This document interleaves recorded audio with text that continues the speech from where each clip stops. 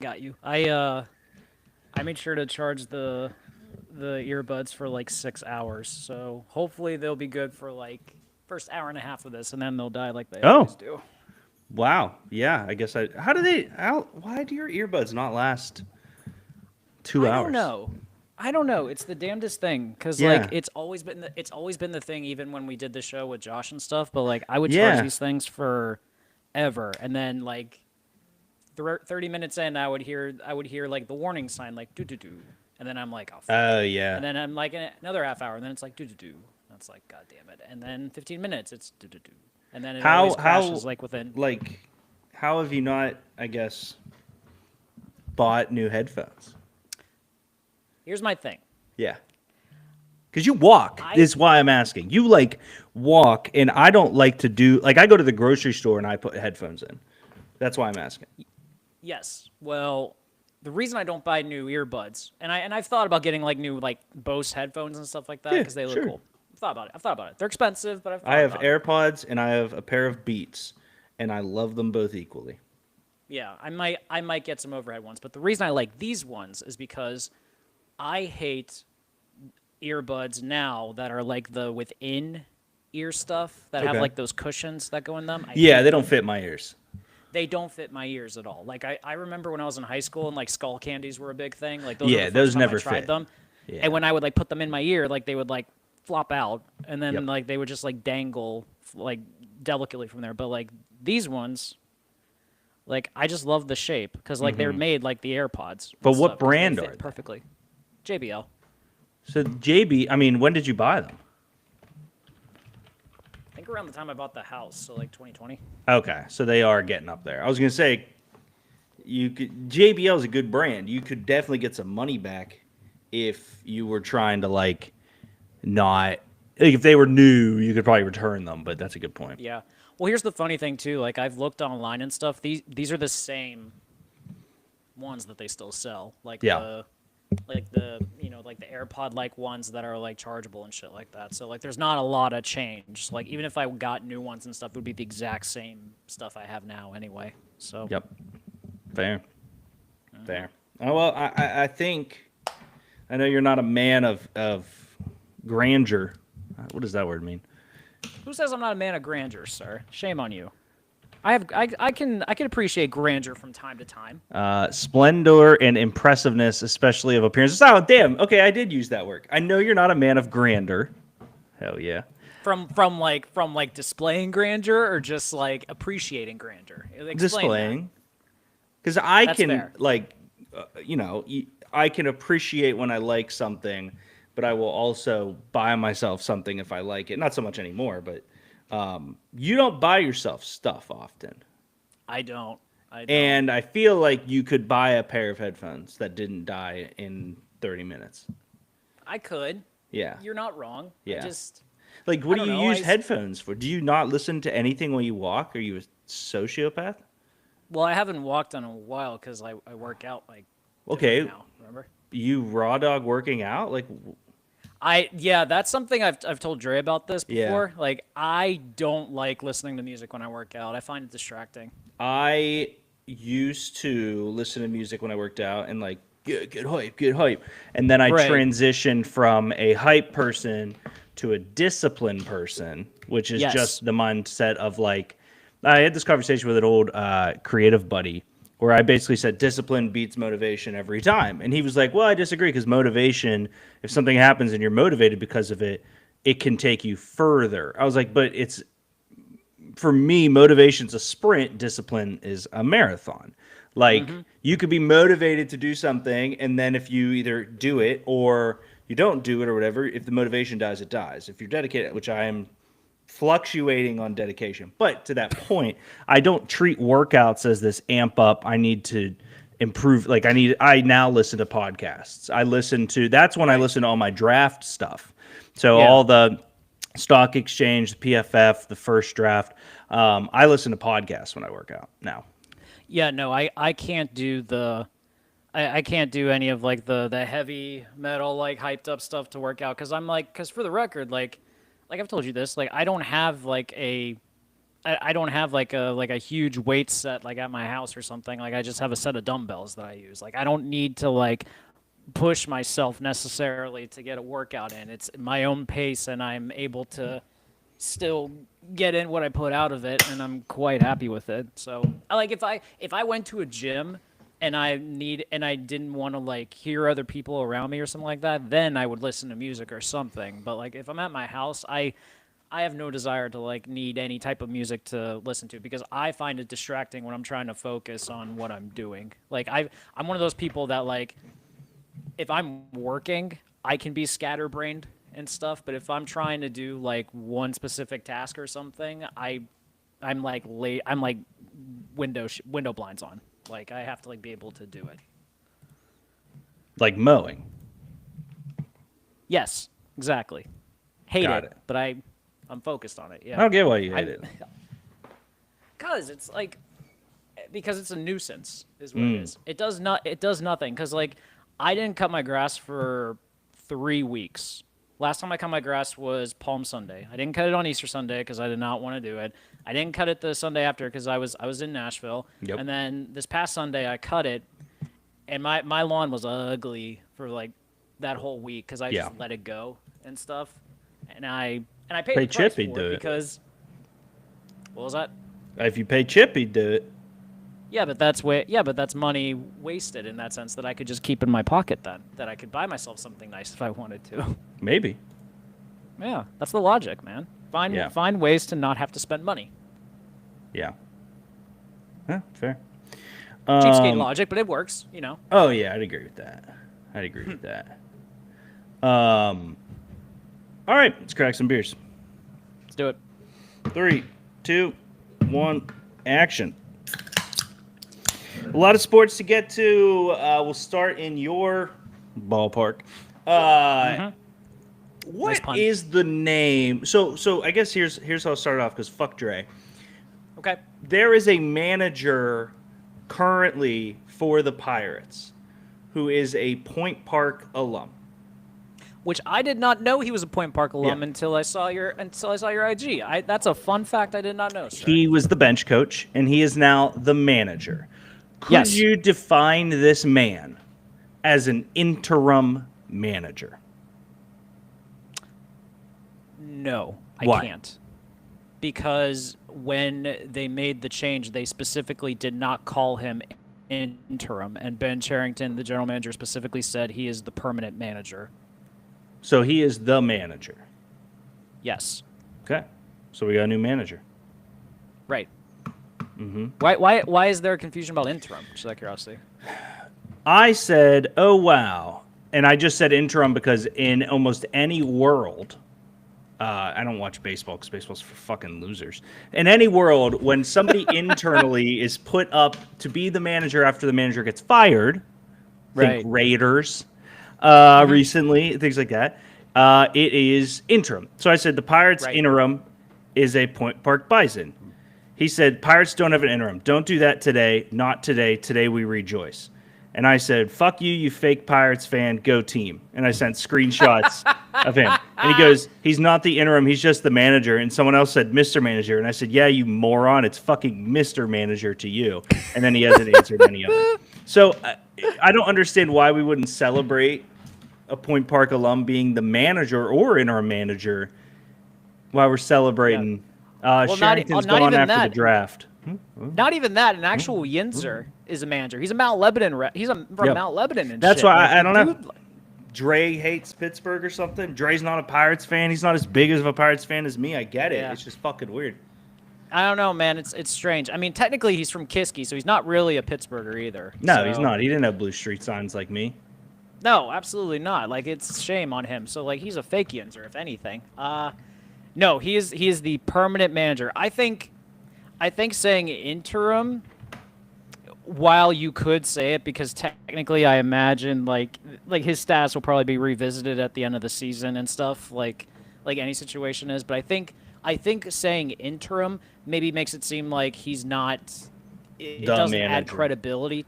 Right. It doesn't add credibility to the point of like. it makes it seem like he's on a short leash or anything like that, where like any wrong move he's done. But it's like, no, we're gonna have him play out the rest of the season and stuff. So putting that interim tag on there kind of like doesn't add. Just like, saying, it's a certain, weird type of thing to credibility jump thing. down my throne about and be terribly, terribly wrong. So, Don Kelly I is the think perfect he's just Yinzer for the feeling role. himself. Yep, agreed. Don Yeah. Kelly's the Yinzer we want, the Yinzer we need. Yeah, Point Park actually has a really, really, really, really, really good baseball program. Yeah. Also, fun fact about Don Kelly: he is Neil Walker's brother-in-law. That's cool. Is he Even is more he grasping Yinzer-like. the cheeks of Neil's sister, or is it Neil grasping the cheeks of Don Kelly's sister? I believe it's Don grasping the cheeks of Neil's sister. I believe that is how That's that the is one set we up. like. That's the Yes, one we that like. is absolutely the one. I'm trying to think. So this is our alumni. I don't want that. This is the Hall of Fame. I just want to know What, most, notable like- Point Park baseball players that played in the MLE. Well, I was curious, like, who would you Players consider that like the most played notable pro. alumni for Point Park anyway? Oh, they definitely had some. Ryan Ellis, Don Kelly, Bobby Mashis, Fred McLeod, and John Stuper apparently are all Point Park Pioneers baseball players in Wikipedia. Okay, that's impressive. I feel like impressive. they've had some more, but I guess I could be crazy. Yeah, Don Kelly would be by far the biggest. Oh yeah, dude. Like he was, I'm pretty sure he was playing pretty recent too. Like he was, I think he was on the Tigers for like the longest time, if I remember correctly too. Like for, at least he was. That was the That would last track. team I remember him playing to. They said that tracks. That Yeah, he's yeah. fucking He's awesome. one of those guys. He's one of those guys that just like, you know, he's never gonna like be. He's never gonna be like an all-star or anything like that. But he's just gonna be that consistent like, you know, utility player that can do whatever you want, or pinch hitter coming off the bench, try to get on Yeah. base or something. Like he's a scrapper. You know, Sid, that's the type of guy that you Sid like. says, I don't think Neil has any interest in coaching, but would love to see it. Respectfully, I'd want him on Don Kelly's staff at the very least. The way that Don Kelly has Neil Walker's sister on his staff. And yes, and hear me out too. Yes. That is actually not uncommon for teams to just give managerial jobs to people who have no experience. Like the Cardinals did it all the time back like for the last few years and stuff like that. Actually, I'm pretty sure like the Yankees, Aaron Boone, he wasn't a manager before he got the job. They just gave him like a bunch of experienced bench coaches to help him learn on the thing. So, I mean, manager for most degree too is like a baseball manager. Like you have said this many times as well. Like you don't understand why Yeah, they shouldn't be wear wearing uniforms and all the that. dang uniform. It makes no sense. They look ridiculous. They shouldn't. But like the role of the manager has really kind of been it's been kind of overblown in the last like few years and stuff like that. And for the negative, by the way, I must say, especially because like now that like What do you mean by most that? like well, like especially in baseball, there's most front offices like are almost like adding a day-to-day aspect to how the team is run to a Yeah. degree. Like it used to be more of an aspect of like, you know, you draft the players, you make the signings, you give your input from time to time, but now As it's one almost does. like yeah, but GMs are now kind of like in the role of like, no, you need to play these guys X number of times. This is what we need for this lineup. This is what Yeah. the scouts say. This is what the analytics say. This is what it has become so much more of a group, like a committee approach to managing a baseball team instead of just one guy now that it's almost like manager doesn't necessarily, I think, add much credibility anymore to baseball or even has that much gravitas to it. Fair. I would argue with you that the CEO of a company doesn't handle the day-to-day operations, but they still get fired when shit goes bad. Yeah, but the CEO of the company is Bob Nutting, and I can't I'm not imagine talking about he the does Pirates. I'm day-to-day talking about stuff. like a good company. No, that's fair. That's fair. So I'll give that. let's walk through. So I know Skelton, 9 skid, worst manager in baseball. How much of it? I mean, let's just call it what it is. How much of it is Bob Nutting? How much of it is that we're not spending money? How much of it is that we haven't gotten Paul Skeens a single ounce of help? Or how much of it is really that like we should have moved on from Skelton?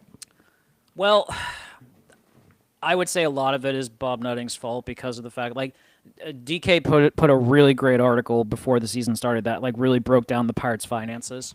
And it talked about, like, how because Nutting's not spending money, he's also not making a lot of money from it. And there's history that shows the small market teams that actually spend money make money back because if you put on a good product, you're going to get more people to come to the stadium, and you're more likely going to 100%. get a postseason berth. So it tracks on that sense. I would say it is 40% Bob Nunning's fault. Oh, wow. It is 40% Ben Charrington's fault because he has not done a good job developing or acquiring major league talent when it comes to hitting. Pitching, I Fair. think he's been excellent with. Hitting has been his detriment. Yeah, And Sid thinks 20% he's I would gone say after is- the draft. Yes, I'm with him on that. Draft is Nick in Faust says 2 the months. Pirates suck almost as much as Greg. Thanks a lot, Nick. Fuck you, Fuck sir. you, Nick Faust. You're a great guy. Great This guy. Montucky but is fuck for you. Nick Faust. I still gotta have a little Cindy. I keep forgetting to do that. You were saying? I would say 20% of it is Derek Shelton's fault because it's been 6 years. Actually, if you want to be technical, 5.25 years as manager, and he has had a losing season every single year. And yes, I did say that managing is not as much of like a big deal as it is, but You at did the same just time, say that. but at the same time, like you need someone to take the point on something like this, and managers are the first one to get blamed in that situation. But Clemente I am Bricks, agreed. Kid dying, getting whipped by a belt. All around, Mm-hmm. not a great time for Pirates ownership. Yeah. Oh, yeah. And then he completely, and he didn't even mention the guy that fell off the Clemente wall. Yeah. Wow, Clemente signed Bricks, Kid dying. Well, Kid dying is probably. Did a kid He die? didn't die. Oh, okay. Well, that's the one he's I don't probably think a kid talking about. died. Then that, yeah. Okay. Yeah. I only came here to give Jens a hard time. Fuck you, Nick. I love you and miss you. Fuck you, Nick. Yeah. Dude, Dude, speaking of a Nick Brown's the one that sent me the video of like the camera that showed the it's guy crazy. actually falling. It's scary. yeah. But it's I it's- heard it it's was to wild. get Like, away from Cinderlands because fuck Nick Faust. That's why he jumped off the back wall of PNC Park. it makes sense because Yeah. Cinderlands has that little alcove there, so he. That's was what clearly I'm trying just to run saying. They away and just put jump. Yeah, Nick. yeah. I They just put it. I'm not blaming you. I'm just saying it's probably your fault. Vo says you I can't mean, say can you Thunderdome. I say- can say whatever I want. Whatever. Okay, Mad Max made a movie called Mad Max in the Thunderdome. Are we not allowed to say that movie anymore? Yeah, saying. I don't know why we can't say Thunderdome. It's I don't know. It's weird. Yeah, so the Pirates, we suck again. Hey, here's a legitimate question: who sucks more, the Steelers, the Pirates, the Penguins, Pitt football, Hey, Pitt basketball? asshole. Oh, come on. Fuck you. Well, we really are in an era now. Here's what I'll say. We'll get to the Steelers later. A lot to unpack there as well. I don't believe we have been alive to watch, and it's primarily thanks to the Pens. We have been alive to Right. watch an era in which Pittsburgh sports are the trifecta of suck. We're there now. Yeah, last time that happened, I'm pretty sure it was the 80s. It was like Yeah. it was like 81 to 84 time frame because the Pirates were going through the drug trials. Yep. The Steelers were getting raw dog because What it was drugs were the they end of the trying? Bradshaw era. I don't know. It's a good question. It was the cocaine stuff, yeah. Got it, But got it. and then it was right before we got Lemieux, so there were some Mm-hmm. lean years there. So it's like early 80s is like around the time the trifecta was in play of all three teams not being good. So you are correct, sir. It's been about 40 years. 40 years, yeah, since we've had anything like that. Kat said, I just terms put of them the- all down as my favorite teams, and now I'm embarrassed. She had to fill out a survey at work. It said, who are your favorite teams? And she put all of those as her favorite teams. We're fine. It'll be okay. Also, Nick, We are fine. you're not allowed to say that. Trifecta of suck, ever been a Cleveland fan? Because, yes, you guys suck, but we're used to being good, Nick. We're like the way that you Cleveland Browns fans treat the preseason every year. We normally finish the season that good. And it's not something we're used to. Any advice? We are taking all advice from Cleveland Browns fans on how to accept the suck. I will Yeah. take advice And from also- Cleveland Browns fans. Also, Bueno, in Nat, fairness, Faust, all of them. yeah, it's a great call. Also, in fairness, Faust, you have an NBA championship recently as well, so you're fine. You got When you was got that? a championship. 2016, Was it 2016? I think. When did LeBron go back to Cleveland? I won it. Yeah, it was 2016 was when he got it. That's damn. Oh my gosh. It's been a decade. Holy crap! Now Yeah, that's more wild. recent than we have, but oh my gosh, that's been longer. That's than I true. expected. Actually, it's around the same time the Pens won their cups too. So We won like we're in 15? the same boat of like it was like 2016, 2017, I'm pretty sure. So yeah, we're in kind of like the same boat of like the last times that like both Cleveland and Pittsburgh both won championships. Yeah, 2016, 2017. Okay, woo! We won one more recent than Cleveland. Well, the Lake Erie Monsters. No, the Lake Erie Monsters won. They don't before that. count. They don't count. They Come are a on. professional sports team. They wake up and they get paid to play sports. All right, fair. But when the Riverhounds win the U.S. Open Cup or they win the USL They're Championship, gonna win then the we can add that to our US title. Open Cup. Yeah, they beat. Did you see? York. Did you see the stoppage time goal from yesterday?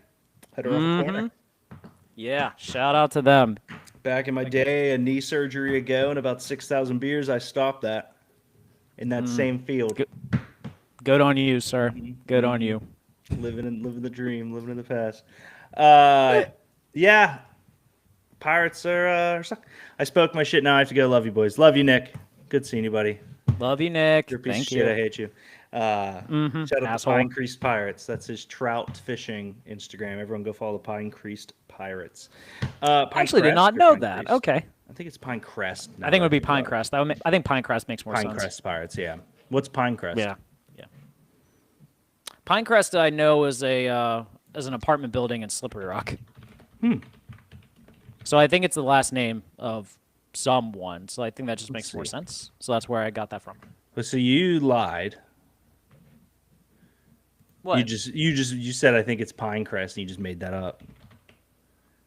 No, I think it's Pinecrest. Like Pinecrest. Pine Creek Pirates. Ah, You're such a fucking asshole. you said creased. I know, but you said no. It's Pine Creek. What? Pine Creek I'm sorry, my Pirates, mind a goes to community for Pinecrest instead Pittsburgh of area Pine Creek. anglers. Still says coming soon, but there's some nice fish on there.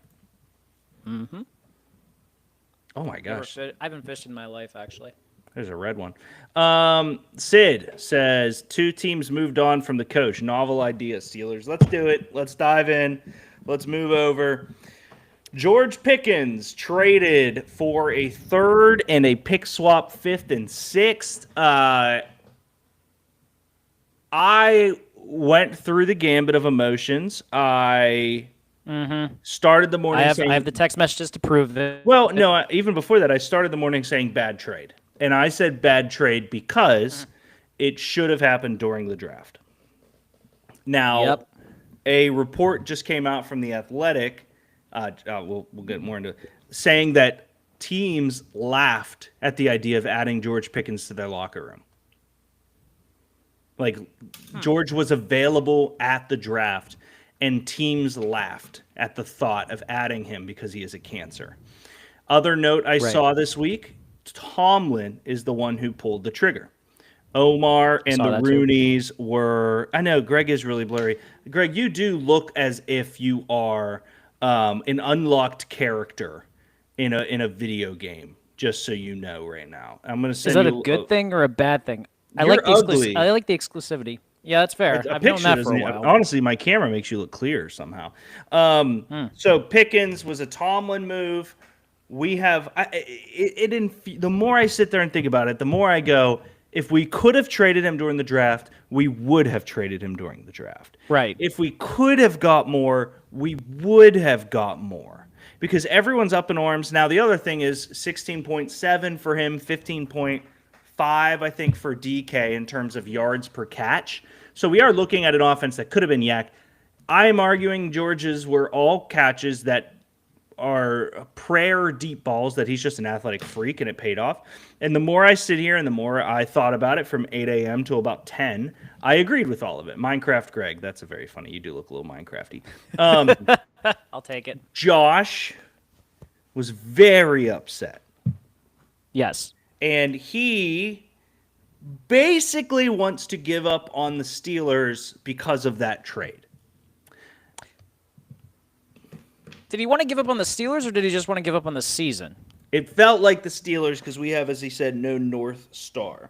His exact words were, "You need to score points to win games," in which my counter was last year and the year before that and the year before that and the year before that. Because the Steelers I don't get why people don't understand who they are. We are exactly who we are. We are defense over everything. We are offensive line over everything. We are run game. We have the best offensive line we have had since Ben's healthy years. Right. We have a draft that if the Eagles would have done this draft, everyone would have been sucking them off, even though the Eagles still had a better draft. We bring in our only true wide receiver one since Antonio Brown crypto fried his feet for the Raiders. Like, literally, this is the only time we've ever had a wide receiver one. I don't care what you say about George. We have a running game in Warren, who Josh himself and everyone begged for Warren to be the starter last year. But now Najee's 1,000 yards every year matters. It didn't matter earlier, but it matters now because we don't have him. This reminds me of when Bean, the Bills GM, says, "You guys are never effing happy, no matter what." The Buffalo Bills led the NFL in touchdowns, points last year, total points. They led the NFL, and people were mad they didn't take a receiver. I don't understand the expectation for the Steelers to be anything more than who they are and what they are. And if that infuriates you, I totally get it. You want to say, well, the standard is Super Bowls. Greg, there are 3 teams who have a shot at a Super Bowl right now. And they're the same fucking 3 teams we've seen go to the Super Bowl the past, 10 years. Right. I love the Lions. No. I think the Texans are cool. No. I think there's a ton of teams who are really fun and exciting and cool. It's Chiefs. It's Eagles, it's 49ers. Those are the teams in my brain right now that could go to a Super Bowl tomorrow, no questions asked, no problem. The Steelers are not close to it. Neither are 29 other teams. And if you look at me and you tell me, yeah, but we're the Steelers and it's different, you have your head so far up Tom Brady and Bill Belichick's ass, you just can't be saved. You have been ruined by an era of Tom and Bill and Andy Reid and Mahomes. Ruined. Football is ruined. How many guys like Justin Jefferson have we seen, Greg, where we go, wow, that is the best player, bar none, and he might never sniff a Super Bowl? Probably, we thought it about Saquon. There's been some... Yeah, thought about Saquon. We have seen players have incredible seasons and know that they will probably never get to a Super Bowl unless they make a move or something. We've seen running backs have incredible years and never come close to getting to a Super Bowl. We've seen receivers have incredible years and never come close to a Super Bowl. So your point is taken and stuff, but yet, and somehow, some way, yes, I think the era of dominance that we saw from the Patriots and Chiefs has ruined football a little bit to a degree, because if you think about it, the NFL is supposed to be the one league that is the most even in all of sports, because their salary cap is there and it is designed to make it a level playing field in situations like that. But because teams make stupid mistakes so many times, other teams who are just consistent and are just there and know what they're doing are always going to be the ones that can come in and are consistent. That's why the Ravens, the Bills, the Chiefs, the Eagles, the Niners, the Lions, all those teams, they know their identity. That's why we all said, they drafted who they know are going to fit what they want. Yep. And it's going to end up still being the thing no matter who is on that lineup. It's just who it is. When I saw, and I read through that entire exchange you had with Josh about 2 hours later. Yeah, honestly, I know we're on air. Give me your honest perception of the conversation and your thoughts. And I know that you were like, well, we're on a show together. No, genuinely, give your exact personification of that discussion via chat. And none of this is screw you, Josh, you're wrong. It's just Josh is representing. He represents everybody that I know that is a Steelers fan who has just been brainwashed by Brady. I think his reaction would have been valid if this was something like they traded TJ Watt. That's like that entire ordeal, and I love him for being as passionate as he was about it because I can understand being frustrated about the Steelers and being a wild card team and not getting past the wild card. I get it. I'm frustrated by it too, and I want something changing like that. But to have that come up for George Pickens seems like a right reaction for the wrong player, if that makes sense. You know? Like I think we have this kind of mindset in our brain of like what George Pickens should be. And we all are like blinded by the elite athleticism and the insane catch radius and stuff like that. That we also forget he's a massive pain in the ass. Like and that's like and as talented as that dude is and stuff like that. And coaches like take pride in being able to take someone that might be rough around the edges and molding them into what they can be. Sure. Like that and for better or worse, like some teams are really good at that, some teams are not. But to say that George Pickens was going to be like the savior or make or break guy for this offense is just not true. Yeah. And also I want to point out here too, look at their depth chart from last year for their wide receivers. If you compare year over year, like it's not that big of a difference. One of the things I said to him, because he said we have not improved, and I said that's not true. We have improved our wide receiver room. And his answer was, what do you mean we just traded George Pickens? DK Metcalf is much better at football consistently than George Pickens. Right. You look at this wide receiver room. We've added DK. We've added Robert Woods. Robert Woods fills the role of Allen Robinson and all of these receivers that we get, but he's still a receiver. He's there. Roman Wilson needs to step up. There's a lot of question marks with what the fuck's going on with him. I had another discussion this morning with some people who asked if it was Allen Lazard, Gabe Davis, Keenan Allen. Who would you sign today, Greg? Gabe Davis. Thank you. I was flabbergasted that people were defending Keenan Allen. Keenan Allen last year had 7 touchdowns and about 700 yards. Do not get me wrong. The Bears were bad. I get it. We have Robert Woods, who is the same age, is not injury prone. Gabe Davis is the only one of those guys who received a large contract. Allen Lazard's the only one on a goddamn team right now. You just can't convince me that you wouldn't sign Keenan Allen already if you were going to sign Keenan Allen. It just like, I get that sports make us very irrational as fans. Like being a fan of a sports team is the most irrational thing you can do on planet Earth. I totally get that. I look around and I'm like, I don't know. It seems pretty logical why the Steelers are doing some of the stuff they're doing. I think naturally when you're the fan of a team, you're going to have like a blinders approach on it because you can't step back and actually kind of look at the bigger perception that's going on around you because you're just naturally going to have your heart in the situation instead of your brain. That's natural. I mean, like we look at how other teams improve or get rid of someone with our brains, and we're kind of like, it's so logical, and it's like, why did they do that? Or like, oh, that was actually a good thing. But when it's the team that you root for every single year and you have that passion for and stuff, you can't use your brain almost because it's like your emotions and your attachment to it make it so hard to be able to like think with it and stuff. So I looked at it and I'm like, okay, Gabe Davis is coming off of an injured season after 2 years where I think he had like 1,800 receiving yards with Josh Allen. So like he fits a number 2 receiver mold pretty well. He does something none of our guys do. Yeah, he was cut, but like I don't care if he fits a number 2 receiver role and he can block and he can take up mismatches and he's able to get the ball in spaces and he's able to also allow Roman Wilson and Calvin Austin and the tight ends to be able to get because they drafted Travis fucking Hunter.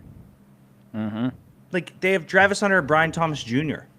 and De'Ami Brown who they just got, and Parker Washington. I am looking at the depth chart. Parker Washington's still there. Like, why would you want that contract on your No, and the Jags are notorious for giving out contracts every single year and then probably regretting them after a year. Like it's who they are. So New I'm regime, more than new coach. I personally, let me ask you this. Okay, his list of quarterbacks. You are so fucking fuzzy right now. It is very funny. It looks like I'm talking to somebody who got saved from the drug ring. Who in his list of I did. quarterbacks did you disagree with any of my logic around them? I will find them to read them out, but I'm curious if you genuinely disagreed with any of the logic as to why we just wouldn't have gotten any of those guys. And I can reiterate if need be, which I just found the mean, list. yeah, I remember. Yeah, okay. Please read the list. Trevor Lawrence, Kirk Cousins, Justin Fields, Aaron Rodgers, Russell Wilson, Sam Darnold. I said we never get Lawrence. Kirk has $100 million attached to his name. Fields and Russ had their shot. Rodgers is still possible, and Darnold's team just drafted a quarterback we all love. I think Sam Darnold was the benefit of Justin Jefferson. I don't think he's bad. I don't want him. I don't get the Kirk Cousins stuff after we saw last year. I liked Kirk going into last year. Did not care about him now. We're not gonna. This whole Trevor Lawrence thing is it's Madden GM mode. It makes no sense from any perspective at all. No, and we touched on this too. Like Trevor Lawrence, I have said for a while, like we had this like force fed into us that Trevor Lawrence was going to be the next one. Yes. When it came to quarterbacks, and granted, say what you want about the team that's been put around him and stuff. Like, has it been good? Has it been bad? You can make up your own mind on that one. But like, I haven't seen the talent that comes with it yet. You know, Yeah. for a quarterback who's supposed to be that elite and is supposed to be that special, you would think that at some point that like the talent would like come over like any type of like talent disadvantage on everywhere Yeah. else. It's kind of like Josh Allen, for instance. Like Josh Allen like has the talent, and even though the line and the receivers and the running back maybe not be elite, they play up to his level because of his greatness. Trevor Lawrence doesn't have that. So at that point, I'm kind of like, okay, why is Trevor Lawrence deemed that special? Not to mention he just signed a big contract as well. So you would have to take that on as well to think about that logic. Yeah. The only guy on that list, and I'm with you, Aaron Rodgers is still available, so like I don't think that's necessarily like a big discussion one. Like I would have wanted them to get Justin Fields. The problem is that the Jets offered more guaranteed money. It's as simple as that. Like I'm not mad about it. They tried to get Justin Fields. He I'm just happy we don't got more have. money. I think he's fine. I think we find out this year that he's human. Like Justin Fields to me is a quarterback who there will always be he just never quite got the right situation. That's how I think about the It's kid. the Sam Darnold situation. He didn't have a single Darnold game situation. as a Steeler that I liked. Yeah. Greg, and I understand. Well, he got benched by Russ. He had 3 games, Greg, and guess what? We won the first because of fucking field goals. Yeah. What are you I will say talking that about? the game they lost against Indy, I did like that game from Fields because they should have had that comeback. Should have, yeah. They really should have. He had like what, 3 he scored 3 times in the second half to get them within 3 and had the ball with like a minute 50 ish left. So that's the only game that like I really respected his talent. Everything else, you're right. Like they lost to the Cowboys on field goals. Their other 3 games they won by running the ball and kicking field goals. So you're accurate We on that all one. vocally were excited about Russ up until that 5-game skit. Like we all believed he was the guy there, and so that's another thing that it just seems we're forgetting. And also, granted, too, that 4-game stretch was also the worst part of the schedule, too, for us. They played the Ravens twice. They played the Eagles, and they played the Chiefs. Yep. Which, not going to go well in that No, situation. never. So, I'm with you. I just... And I said this, too. The only thing I hated about the George Pickens trade is that I wish it should have happened earlier. But, again, if a team... And I think I read too that like Omar set his price at a 3rd-round pick. Yep. He did. No one No one wanted to take him on it, and it wasn't until the Cowboys decided to do it. And the only reason I think the Cowboys did is because they weren't able to get Tet in the draft. Yeah, it's interesting. Everything I heard after the draft, like everything I heard, was that the Cowboys should have taken a receiver. The Cowboys should have. The Cowboys blah blah blah blah blah blah blah blah blah blah.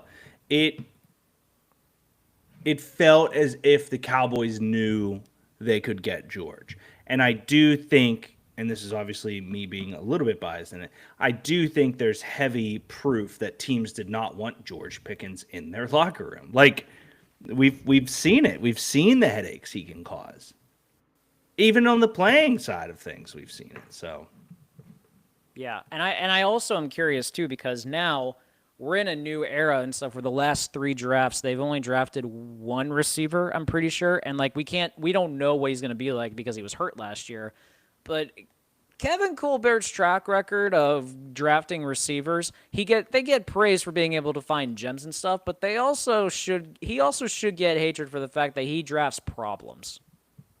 A lot of the receivers he drafted were problems in and of themselves. yeah, but they weren't problems for us necessarily.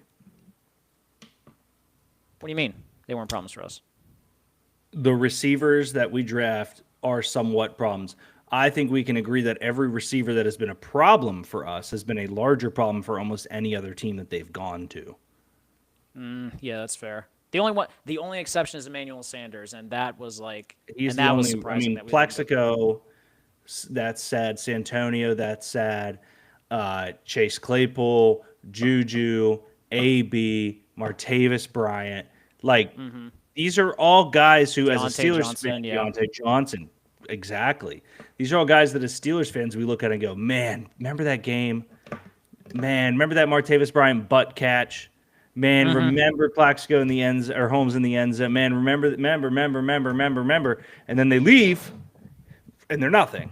So, as much as you are correct, we do need to start drafting some character receivers. Like, I think Roman Wilson was a great character draft, and maybe that's the reason he's not on the field. I do think there's something to be said about Tomlin getting the most out of these guys. I agree, and I'm with you on the character thing. That's kind of why I'm curious. Like when Omar Khan was got emotional at his post-draft press conference and said that like he specifically looks for guys that who he believes are Steelers. And Yeah. I like that because it's like it's the mindset thing. I don't know if he's hit on all of these guys that are supposed to be Steelers. I think the big red flag. I think the guy that I'm still lost on is Broderick Jones at this point. That's just me. Well, yeah. That's the only guy that like I'm not sure if he's an actual Steeler or not, but I do think this will be the year that we figure that out. But aside from that, I don't see anything. I don't see anything glaring with many of the picks that Omar Khan's made so far. So I've been content so far to see what happens, and I should want more, but Yeah, absolutely. I think looking at our depth chart right now, so Will Howard, Steeler. Caleb Johnson, Steeler. And these are just guys that we've drafted or acquired recently. DK Metcalf feels like a Steeler. Roman Wilson felt like a Steeler. We'll see what happens.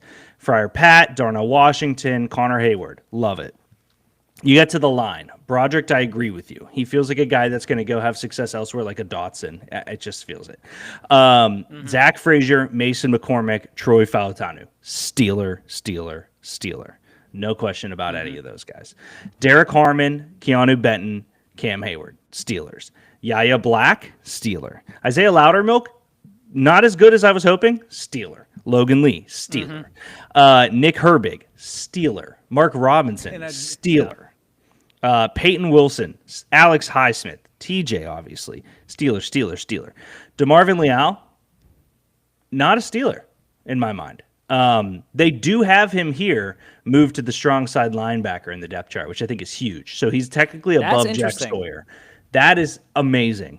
My big knock, you and I talked aggressively about DeMarvin Leal when he came out. I loved him. He was supposed to be a first-round draft pick, had a terrible year at A&M. He got drafted by the Steelers. He is not a 3-4 guy. He needed to be in a 4-3 at the edge. Looks like they're moving him. Great. Corey Trice, as much as he gives us a headache, Steeler. Darius Slay, Deshaun Elliott, Minka Fitzpatrick, JPJ, Steelers through and through, and then Beanie Bishop might be the most Steeler guy in the draft. And can we please continue to bring up the fact that we have Sebastian Castro on this roster?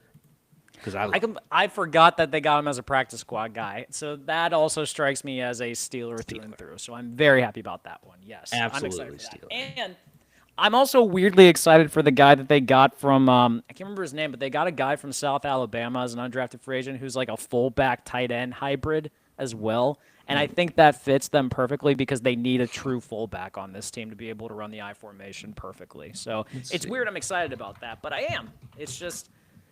It is what it is. Gareth no, Warren? and yeah, I believe that's his name.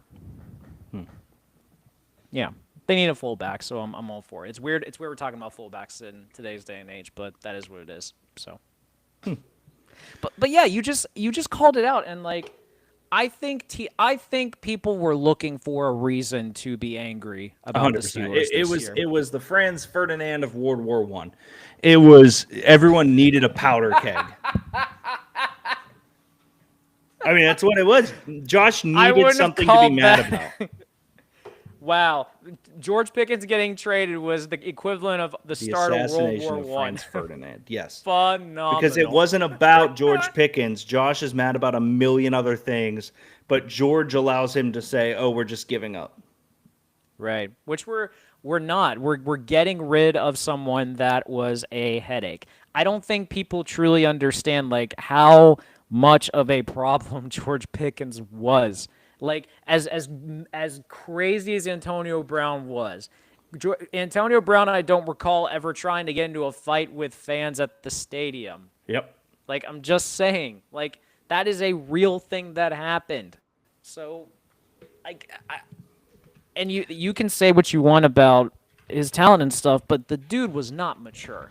He's not. And also, for the record, George Pickens has already said that he's not looking to try to extend with the Cowboys. Like, he's going to try to go to free agency to get paid. So is the exact reason also that I was super kind of pushy to my dynasty league that this is a good thing.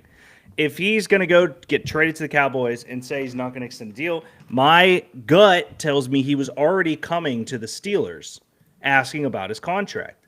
And the Steelers are like, buddy boy, like, no, we don't do that here. we don't trust you yet either.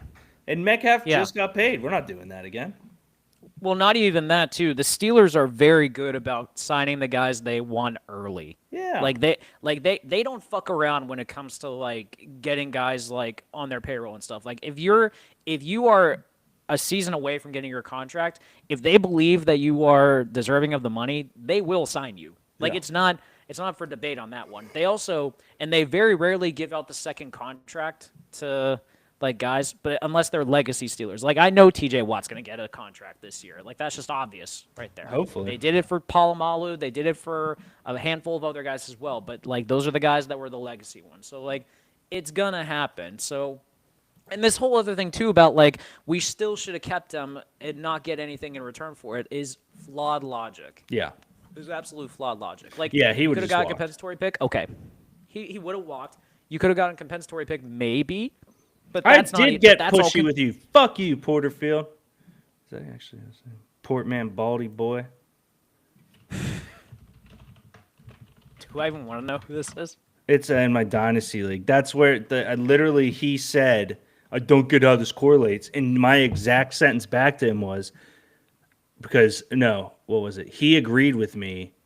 Did he agree with me? No, he listed a question mark, and I said, "I understand because you don't have a fucking ring." Fuck you. I made that statement in that chat, and you're I have seen the rings, by the way. They do exist. Yeah. Mm-hmm. Yeah. I've seen no them. hair and no ring. You mentioned it in passing, he said. Bald. Bald. Bald man. Bald man. Wow. Calling someone out for their hair. That's incredible. Hair. That's petty. It's a little petty on you, sir. You, just a little. You feeling attacked? A little bit, yes. Bald. Thanks. Hurts. Hair. And he lost for a the bunch record, of weight too, and he's all sexy too. So you and him would be friends. Cool. But in all seriousness, I'm just going to point out as well, I would still draft George Pickens in fantasy because now he's a true number 2 on a team and he's in a contract year. I'm not touching him. That can't throw If that's not shit. if that's not a sign for career numbers and stuff, I don't know what is. I'm just You saying. think he goes for 1,200 yards there? That would be a career year. What's his top, like 900 or something? No, he I broke don't think he's ever 1,000. had 1,000. Did he break 1,000? He broke it his second year. Oh, that's right. I think he did. He had 1140. You're welcome. Oh, so 1,200 would be okay. I did not know that. All right. Yep. His rookie year. Well, those aren't all the stats. I hate ESPN. You know what it was? I think it was because he didn't have did he not have a lot of touchdowns this second year. His or rookie something? year, he Maybe had that's why? 800 yards, 4 touchdowns. His 2023 season, he had 1 fault 0 with 5 touchdowns. 2024, he had 900 with 3 touchdowns. It just, if this guy, it's the same thing I said about fucking Arch with Ben Smith. If this wasn't George Pickens and this was Calvin Austin stats and we traded him away, people would be like, okay, whatever. But it's because of what George Pickens could be, which we only know because Mike Tomlin drafted him, and he arguably could have been the best receiver in that entire class. And he was a 5-star recruit coming out of Georgia that was hurt and stuff, and we all recognize the talent and stuff. And I'm with you. I think it's because of the fact that he was the one last year that's why people are angry, because they look at course. last year, they We look at us lost getting rid of our our leading our quarterback, passer, our running back, and our our wide leading receiver. rusher, Yeah. and our leading receiver, and we're gonna be bad. We all complained about all 3 of those positions the past 2 fucking years. We've complained about Najee since we drafted him. We've complained about George. true. Like, what are we doing? Ball. Yeah. Which, yeah, can we also point out here, too, with Najee as our running back and stuff, like, yes, the 1,000 yards per year has been something we've hung our hats on and stuff, but let's not act like that. Let's not act like that we loved watching him play and stuff. There were so many times watching him running the ball that we wanted to pull our hair out because he never hit the hole. Yeah. Never did. Like, Dude, Josh using, and I know I keep using him as the thing, him using that 1,000-yard stat in 4 years was crazy to me. Do not get me wrong. That is an amazing feat. He was never going higher than that. He was the Steelers, Greg. He was 8-8. He was 9-8. He was the Steelers. Sure, get that. What's it going to do for you? Nothing. Play Jaren Warren, play Jalen Warren, play Jalen Warren. We traded Najee. Oh no, why would we do that?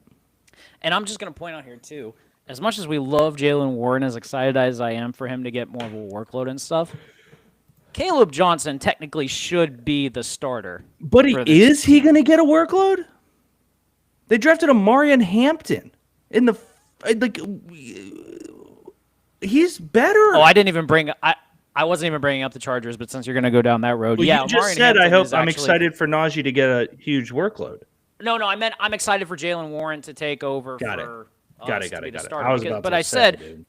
Caleb Johnson's going to be the starting running back, and Jalen Warren's still going to be in his role, and that's what's probably going to work out best for him. But since the Charger thing got brought up, you're right. Omarion Hampton is probably going to be the starter for the Chargers and is also in a better situation. And also, just to point this out here too, yes, Najee will still get 1,000 yards this year because that offensive line is really good and they know how to run the ball. I mean, he's still not the guy. He's not. It's just the setup and all that. And I'm looking forward to figuring out what I'm going to do in Dynasty because I actually really need to get some more running backs. On the Yeah, team. my this is the league I'm in with Baldo. I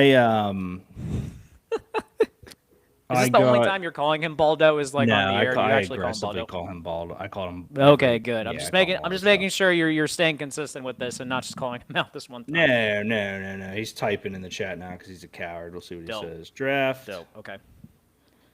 Baldo, I'm with you. I have the receding hairline, but god damn it, like at least I have hair, so I'm proud of that. Just saying. Draft results. 2025. This year, Greg, I acquired, which was great, Bashal Tootin, Jalen Royals, Jalen Noel, and then I got Jackson Dart, Ty Felton, and Xavier Restrepo. I had no idea you guys did your draft already. That Oh, was we did it. early. Shit. The day after. It's just Dynasty rookies. I mean, nothing's going to change. No, Jalen Royals, I think, was a great pickup because he's probably going to be the number 2 in Kansas City. if not the one. Yeah, like that's I'm very excited for him in that role. Restrepo on the Titans, I also feel like he's going to get a lot of I work for them love. too. Can't believe he wasn't drafted. I love it. Yeah, well, that 40 time like killed him and stuff. Like, and say what you want about if he actually did have a bad hammy or not. Like, I don't credit the excuse or anything like that, but whatever. Yeah, they have Xavier Worley, Rashi Rice, Hollywood Brown. Totally get that. Then they have Juju Smith-Schuster, Jalen Rose, Sky Moore. Then they have Justin Ross, Tyquan Thornton, and Elijah Badger, who is a dog too. Chiefs got a hell of a wide receiver room. I do think Rashi Rice gets something. Jalen Royals, I think, fills that role, so we'll see there. Sid says, does Dawn Kelly Plum, Neil Walker's wife, sister, count as white noise, Greg?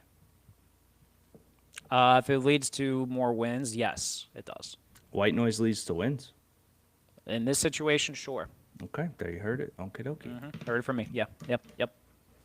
Playing my part on that one. I was very, very happy that Jalen Royals fell. I'm a huge fan of the kid. Yeah. I think it's unbelievable value there. And then Jalen Noel. So Jaden Higgins, his partner in college, is partner now on the Texans. He is the first second-round rookie to get a fully guaranteed contract. He got fully guaranteed, really? Mm-hmm. Wow. So their okay. wide receiver room: Nico Collins, Christian Kirk, Tank Dell, if he's healthy, Jaden Higgins, I don't think he's Jalen gonna play Noel, this year. John Mechie, Xavier Hutchinson, Justin Watson, Braxton Berrios. They have a hell of a wide receiver room. They have no offensive line, but they have a hell of a receiver group. You're right. Yeah, Cam Robinson, Lincoln Tomlinson, Jared Patterson, Juice Scruggs, Trent Brown. They got Arianti Ursary. Ed Ingram's in the mix somewhere there. Titus Howard, my lord. Blake Fisher, my lord. Yeah, it's an interesting one. No, that's a really fun receiver group right there. I'm curious about the Jalen Noel getting fully guaranteed. So does that make me think? Does that make you think then he's going to get a heavy workload this year for him? Like essentially take the Tank Dell role? I think he takes the Tank Dell role. I think Jalen Noel. You don't. Here's how I'll word it. You have Nico Collins, who is the number one. Right. Bust, but number one. Christian Ooh. Kirk. Oh, I've always called him a bust in that league. Okay. I mean, he's not. he was injured last year, so like I'm surprised you're like hanging that on him. But like, okay, I'm cool with it. Christian Kirk comes over. You draft Jaden Higgins. Then you take a guy like Jalen Noel with that roster. To me, it proves Tank Dell's out for the year, and they want another Tank Dell, and they got another Tank Dell. Hollywood is a Chief, Sid. Yeah. Oh, I forgot Hollywood is still a Chief. That's right. Yeah. No, that's a fun team to be able to watch this year. I'm just curious if CJ Stroud's going to be able to stay upright this year. And also, something I completely forgot about that team, by the way, I remember their offensive coordinator their first year, like with him, was like looked at as a head coach guy. He got fired in his second year. Yep. I think it was, what was it, I was like Bobby something? I can't remember his name. Fuck. Slokin. But, Bobby. Yes, Slowick. Bobby Slokin. Okay. Yeah, Bobby Slowick got fired after his second year and stuff, which is kind of a shame. Senior and also passing game coordinator for the Dolphins right now. Ooh, okay. But yeah, good for I don't him. hate that with Tua and maybe like using some different route combinations perhaps, but okay. See how that goes. But I'm curious if they maybe take a different conservative approach with the Texans this season. But then again, what is it that Stroud said in his presser beforehand? He's like Steph Curry. He's going to always shoot, which I love that confidence for the record. Always going to But when you got weapons like that, I don't blame him for wanting to shoot the entire time. No offense. Yeah, absolutely. Absolutely. Yeah, so all in all, Steelers will be fine. We'll be Yeah, okay. I think people were just looking for a reason to be angry. Oh, of And course. this was the one. Yeah, and also for the record too, like even if they do sign Aaron Rodgers and stuff like that, I mean, like I'm curious, like if there's actually like what ends up happening, like and if we do end up signing Gabe Davis as well, this is easily a better receiver room than last year. Like instantly. Yeah, I mean it already is. Anything they sign would also be nice. That's Yeah. kind of how I see it. Yeah.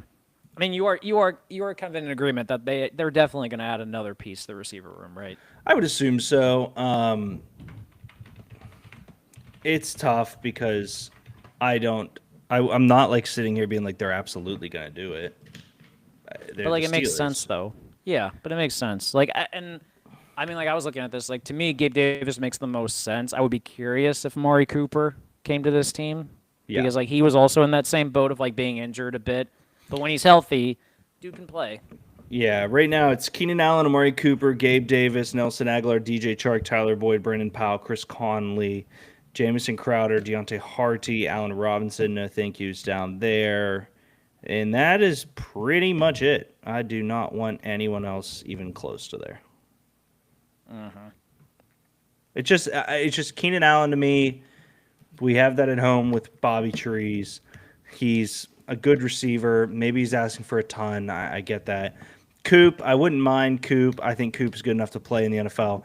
Gabe Davis, he's 26. I think he'll go somewhere. Why not us? None of these other guys really get me out of bed in the morning at all. And we could Yeah. trade. I don't know what we do. We already traded for someone, so. Yeah, and I am going to point out here too, like they have 12 draft picks in next year's class. I don't expect them Yes. to use all of them on picks.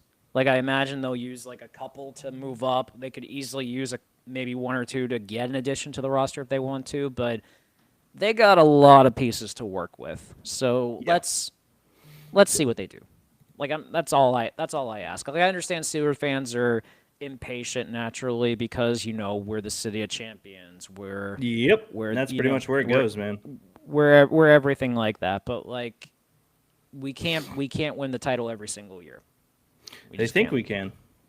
It's because of the Patriots ruined it. That's exactly why you said it's like the Belichick and Brady era completely ruined the logic of completely ruined like the perception of dynasties always being a thing. It's true. Yeah, people. There's kind of two schools of thought with it. One is what we've been saying, which is like, yeah, it's fucking tough. The other is like, you look at the Steelers' offense, and I look at the Lions' offense last year, and I go, hey, I know I can't run an offense, but there's guys out there who can run a better offense than we have. Why can't we do that? So I do think there's a balance to it because, for example, we should be better on offense. Like Arthur Smith was not good. We misused guys like Minka Fitzpatrick too on the defensive side. I think coaching and play calling is a huge issue for us, and that needs to have some version of accountability there. But Yeah. at the same time, Which speaking of Minka, league. there was a great article I read that talked about like why Minka was misused last year, and it makes a ton of sense.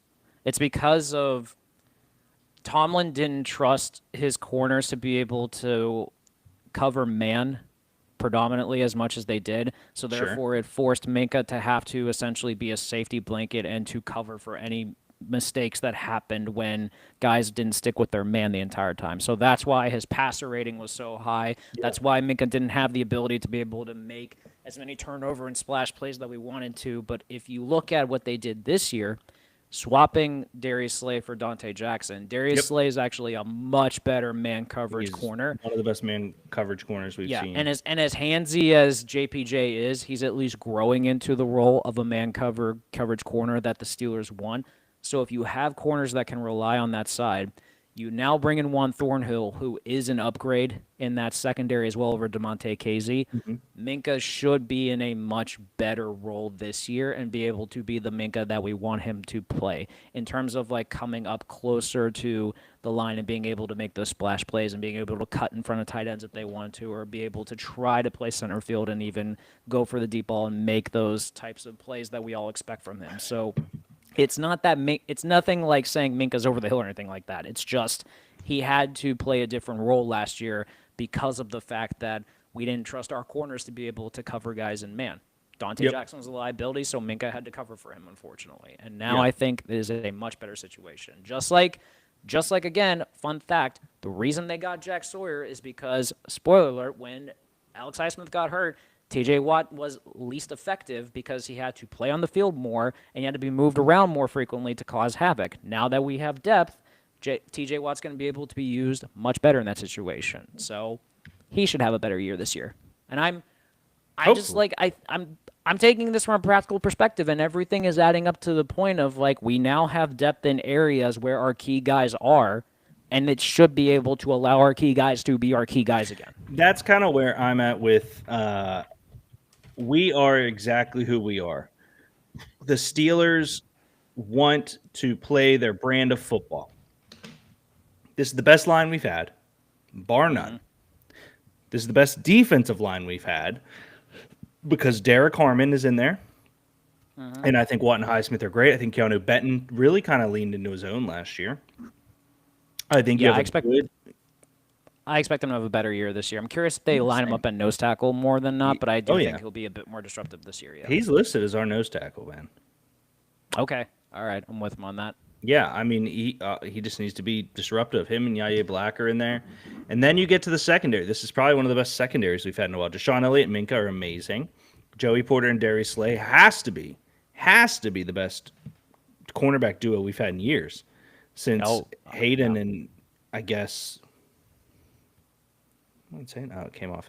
Hayden and Steven Nelson, maybe, which is sad. Maybe. Like this, at least I love. It's a veteran and a young guy, and they're dogs. Also, Beanie Bishop should be the full time and the nickel. I don't hate Brandon Eccles, but Beanie earned it. No, but we also, and stats also showed too, like that was a mistake having Cam Sutton on that team last year. 100%. For so many more reasons than ever.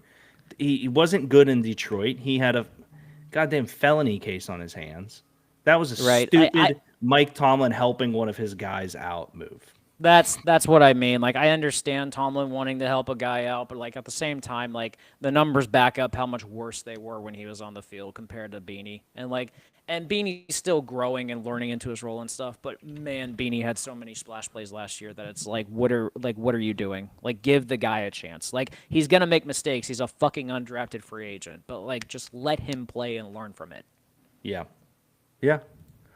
Let's go through some draft grades. So last week we walked through, I believe, about 11 of them.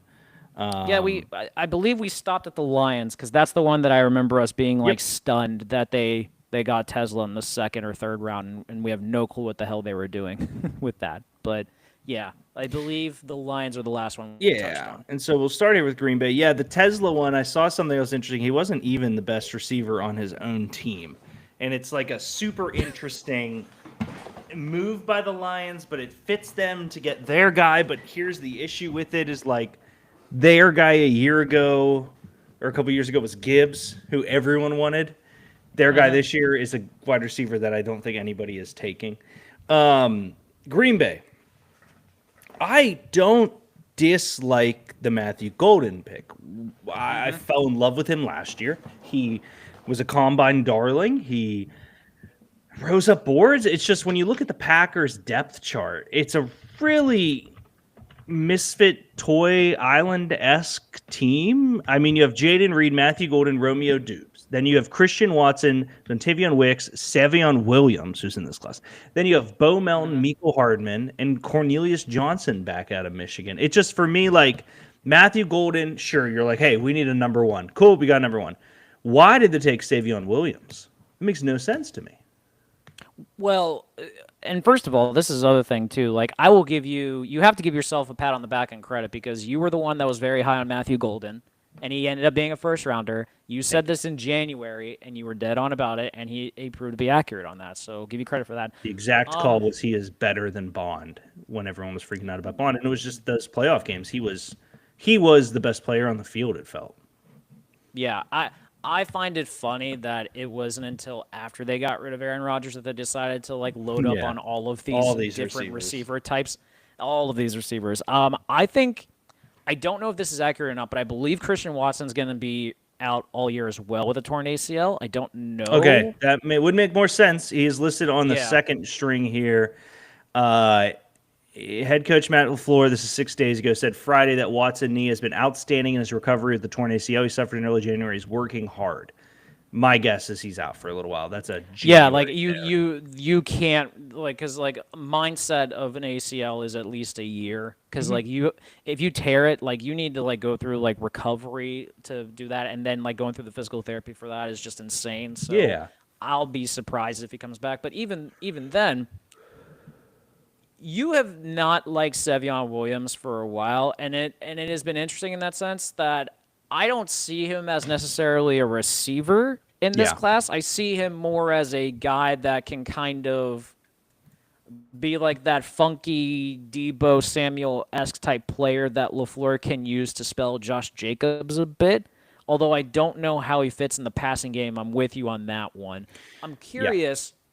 I'm curious, like, if Golden is the true one here, because I think Jaden Reed was the one last year in terms of the So way that he was used and the way that he was like the volume of catches he got. sure, I think Jaden Reed is the Debo Samuel guy of this offense. I don't think Okay. you go out and get a Matthew Golden that early if he's not your one. Jaden Daniels' end arounds are amazing. That's why he got drafted where he did. That's why I mean, I loved him too. I loved him at the Senior Bowl. I thought he was did. great. I said I wanted Jaden Reed for us in the round before the Packers took him. I thought he was a great receiver. I don't think he's the one over Matthew Golden. He is the end around guy, which is why I got like Seven Williams at 6'5" is an insane Wild. handoff option. Freak athlete, and I'm super excited to see what they do. I don't know. It did make sense because honestly, looking at this class, this is one of my least favorites, Greg. I don't love Belton, especially when there was a lot of tackle talent later on in the class. He was high for me. Yeah, I'm with you. Yeah, it just this felt, and respectfully, I can't say that I've watched tapes on any of these other guys in here. Yeah, like I'm with you. Like just kind of reading the list, like there's not a lot of guys I recognize either. Like No. like Baron Sorrell, like I remember like on the Yeah. Texas line a bit, but aside from that though, like all of these other guys, I don't recall them. Like I don't recall like seeing any write ups or anything on these guys. So like I don't know if it's just I'm curious if like Green Bay is just kind of like in that notorious mindset of like maybe like going against the grain in terms of what they look for scouting wise or something, perhaps if we want to go that route. But like, yeah, I'm with you. Like, this is just a weird class to look at. I don't know if it's the I worst don't class. like it. No, I so don't. far, but Worst, but like Belton in the second's a reach. Matthew Golden, I do love. Sevion feels weird, and the rest of the guys are just there. Yeah, I got you. So let's move along here to the Texans. The Texans have a really interesting class. I don't love it either, but I will say there's two guys later that I do really, really like. I think that Higgins and Noel really do balance out their room. I think it takes care of the Tank Dell issue. I think Higgins is a height guy. I love it. Ariante Ursary adds to that line. I think he'll be a starter there. They really do need it. Big tackle too. He's a little raw, but he's big, and that's Yeah. something I think they need on that line. Getting a guy like Jalen Reed late, thought it was I a love great that pick. pick. Yeah, I thought it Yeah. was a great pick for them. Coming out of Penn State, their safety, a guy that can go with, oh my God, who's there? I was gonna say, dude, like their secondary depth Petrie? is. Petry's who I'm I thinking think of? yeah, Jalen Petrie, yeah. Yeah. Jalen Petrie, who hasn't been great. They have CJGJ, which is great. They got Stingley, which is great. They got Kamari Lassiter. Yeah, they have a good one. Petrie, not really been hitting as much. Is this the Jalen Smith? Okay, no, I was going to say. Yeah, I thought it was a good class. I thought it was enjoyable. I liked Graham Mertz as a backup quarterback. I thought that was a great pick by them there. I like Luke Lachey out of Iowa. Iowa tight ends normally tend to hit. Woody Marks is fine. I think this is a deep running back class, and he was one of the guys I wasn't in love with, but he's fine. But the wide receivers I thought were a great add. Yeah, the wide receivers are going to get like most of the looks here. I'm curious if Jaden Higgins is like a safety net just in case they're not able to re-sign Nico Collins, perhaps, because I think Collins is going to be due an extension coming up. So Yeah. they're probably like looking at it like, okay, we're going to have to sign Stroud soon because I believe he's in his third year, so he's going to Yes. get his He's gonna get a get his huge fifth deal. year option. So they're going to have to extend him. They're probably that also means that Will Anderson's going to be due for that as well. So they're looking at, okay, that's the two focal points of our salary cap. Let's probably fill out some areas that maybe we can look at for talent, but also like can probably interchange just in case we can't sign him. Sure. I do like Jaden Higgins. I know you were kind of on the fence on him, but I think the workout Early, numbers he turned me into him, yeah. the workout numbers were there. I think the tape also showed him as that is a bit more than a 50-50 catch guy. I think he's more physical than teams give him credit for, so I think he'll fit this offense very, very nicely. Woody Marks, I was kind of surprised going in the fourth because I think there was still really good value at running back that they could have Yeah, taken. that's where I'm at But with him. I don't hate the pick. I think Jaden Reed is probably going to be more special team guy, which is fine because that's like just how that secondary is built right now. Graham Mertz kind of strikes me as like that third string quarterback that they just desperately need, who's Yeah, been a journeyman guy in college. So there's nothing wrong with good that. pick. So he's definitely there. But Jalen Noel, I think I'm with you. I think he's going to be the guy that's probably going to get better numbers this year because he's going to be relied upon more in that Tank Dell system and that Tank Dell like role for them Yeah. because he's not going to be needed. So it's a great one there. Let's bounce to the Colts. I really like their class. I think that everybody in the Okay. world thought Warren was going here. JT Tuimalau, I believe is how it's pronounced. I could be terrible on that. Yeah. He was an edge that I don't think blew anybody away, but is very consistent and very good, especially considering when you look at their entire depth chart, they have Latu Latu, who I was obsessed with last year. They have Kwity Paye. Yep. They have DeForest Buckner. They have Grover Stewart. Like, they have a good line. So adding this guy who is just a really good player makes a ton of sense for this class.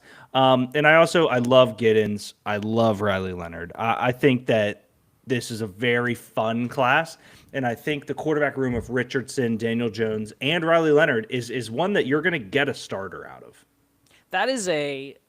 That might be the most like athletic 1, 2, 3 quarterback room in the NFL. Weirdly enough, Yeah. like if you think about it, it's like yeah, Anthony Richardson has a cannon of an arm, Daniel Jones has wheels for days, and Riley Leonard played basketball at one point and also has hops and Yeah, stuff. So it's kind of like I love Riley Leonard. okay, I love the logic. I think Tyler Warren was like the dream pick that every mock draft person wanted Yep. to have go to the Colts and ended up being the case as well. I think he's going to be a Swiss Army knife type like go-to person for Anthony Richardson. If Richardson is the quarterback, I think Jones will be the quarterback by October. That's just Oh, me. wow. You're done on the Richardson train? I'm ready because you can't quit on your team like during a game, man. Like that's just a bad look altogether. Like I understand the talents there and stuff like that, but when you've already seen that and it's caught on tape and all Fair. that, there's no coming back from that. I'm sorry, there's none. He would have to like have like a real good resurgency for me to even like consider trusting him again. I love the Hunter Wooler pick in the 7th. I think he's going to be a guy that can play into being like a backup safety for them. Might get playing time perhaps if they goes there. Tim Smith also has some talent from a Bama edge guy. He Yeah. played behind some elite guys for so long and stuff that he probably didn't get as many looks as he deserves. But there's some juice there to him to maybe get on that line and play. And he doesn't have to be used right away. So he's a good developmental piece for them going the right way. So I'm with you. This is one of the sneaky better classes because it doesn't wow you, but it fits areas that like you can at least see pieces of development and long-term projection from some of these guys. Yeah, the Colts were laughing when Loveland got picked for the Bears because they wanted Warren to fall. And I think the interesting thing is it depends which tight end you wanted. Loveland was the best of a traditional sense, and Warren is a offensive weapon and a freak. I saw an interview where Warren was saying that he got offers in college because of his basketball tape. He was going to Virginia Tech to be a quarterback, and Penn State got a hold of his basketball tape and said, "We want you to come play tight end." So, cool story there. Fun for them. Yeah, I like the Colts a lot this year, man. I think their defense is great. Jadavius Ward is in there, Jalen Jones, Kenny Moore.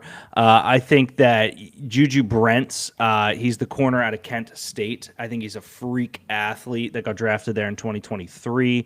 I don't know. We'll see. It's a good defensive line. It's a good offensive line. If Jonathan Taylor doesn't pick it up, Khalil Herbert, J.D. Gibbons are right there waiting, and I think the quarterback ones that'll be good. I think Giddens is the number 2 on this team right away. Yeah, I would say just based on that tape, I think absolutely they have some room to go here in the South. And listen, like I think the Texans are not the unbeatable monster that we expected from them after 2 years ago. So like this is a very winnable division if they won. I'd agree with that very much. Cool. Let's move over to the Jacksonville Jaguars. It's tough. It's tough because you want Travis Hunter, but you give up a first. And I don't think I fault them for 2 reasons. One is that Travis Hunter is the guy in this class. He is the best player in this class. If you don't see it, you're an idiot, in my opinion. You just don't watch his tape.